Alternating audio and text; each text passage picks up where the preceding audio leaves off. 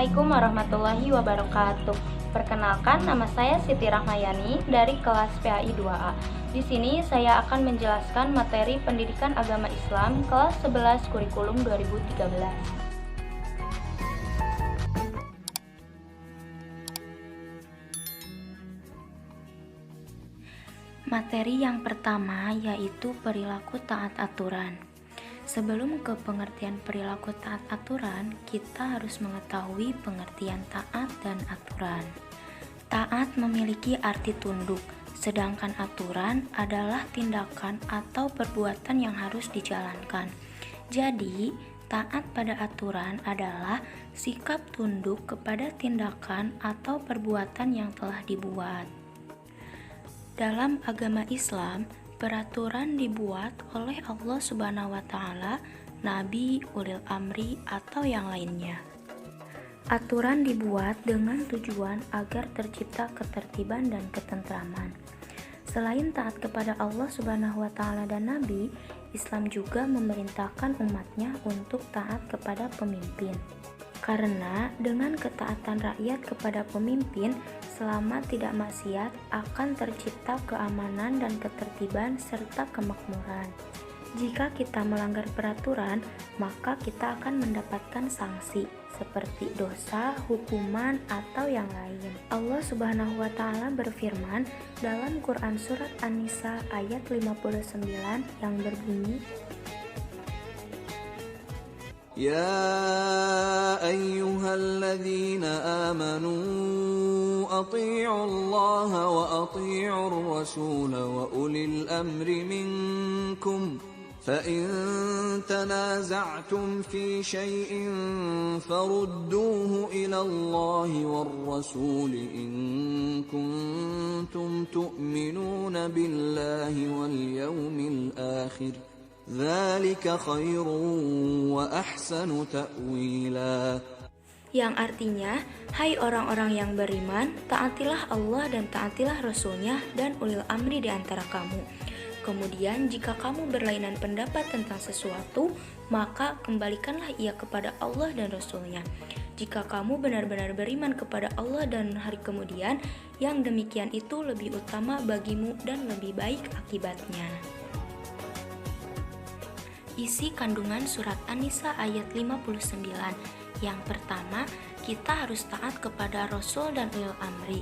Dalam ayat ini sifatnya mutlak, selama ulil amri itu tidak memerintahkan kepada yang dilarang oleh Allah Subhanahu wa Ta'ala.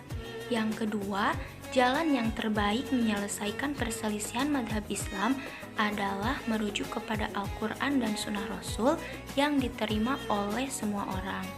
Dan yang terakhir, masyarakat harus menerima pemerintahan Islam dan mendukung para pemimpin yang adil. Berikut ada beberapa contoh perilaku taat pada aturan. Yang pertama, perilaku taat kepada Allah Subhanahu wa Ta'ala. Salah satunya dengan melaksanakan kewajiban sholat 5 waktu. Yang kedua, taat dan patuh kepada kedua orang tua. 3. Mengikuti upacara bendera setiap hari Senin sebagai bentuk rasa cinta tanah air. Dan yang terakhir, ikut serta dalam kegiatan kerja bakti di lingkungan masyarakat. Selanjutnya yaitu kompetisi dalam kebaikan. Kompetisi dalam kebaikan yaitu perbuatan manusia dengan tujuan mengalahkan orang lain dalam hal kebaikan atau hal yang positif. Kompetisi dalam kebaikan yang diperintahkan oleh Allah Subhanahu wa Ta'ala yaitu berlomba-lomba untuk akhirat, bukan untuk duniawi, dan dilakukan dengan ikhlas bukan karena pujian orang lain. Allah Subhanahu wa Ta'ala berfirman dalam Al-Quran surat Al-Baqarah ayat 148 yang berbunyi, وَلِكُلٍّ وِجْهَةٌ هُوَ مُوَلِّيهَا فَاسْتَبِقُوا الْخَيْرَاتِ أَيْنَمَا تَكُونُوا يَأْتِ بِكُمُ اللَّهُ جَمِيعًا إِنَّ اللَّهَ عَلَى كُلِّ شَيْءٍ قَدِيرٌ. yang artinya Dan bagi tiap-tiap umat ada kiblatnya sendiri yang ia menghadap kepadanya. Maka berlomba-lombalah dalam kebaikan. Di mana saja kamu berada, pasti Allah akan mengumpulkan kamu sekalian pada hari kiamat. Sesungguhnya Allah Maha Kuasa atas segala sesuatu. Perilaku yang tercermin dalam Quran Surat Al-Baqarah ayat 148. Pertama, kita harus berusaha untuk menjadi pribadi yang selalu berusaha untuk berbuat kebaikan sebanyak-banyaknya, dan juga meyakini bahwa nantinya akan ada hari kiamat atau hari pembalasan. Kedua, meyakini bahwa setelah hidup di dunia masih ada kehidupan yang selanjutnya, yaitu di alam kubur dan di alam akhirat. Sehingga di dunia kita harus berbuat kebaikan yang sebanyak-banyaknya untuk bekal di akhirat nanti. Ketiga, di sekolah kita harus berlomba-lomba dalam kebaikan, misalnya dalam belajar, dalam mengerjakan ulangan secara jujur, sehingga kita bisa mendapatkan nilai yang terbaik dan memuaskan. Berikut ada cuplikan video kompetisi dalam kebaikan. Mari kita simak.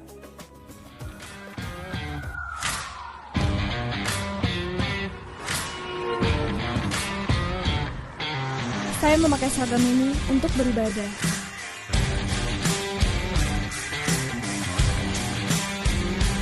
Saya memakai seragam ini untuk menciptakan rasa aman.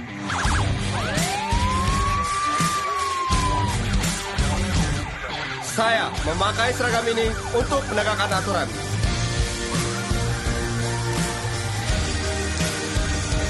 Saya memakai seragam ini untuk membantu sesama.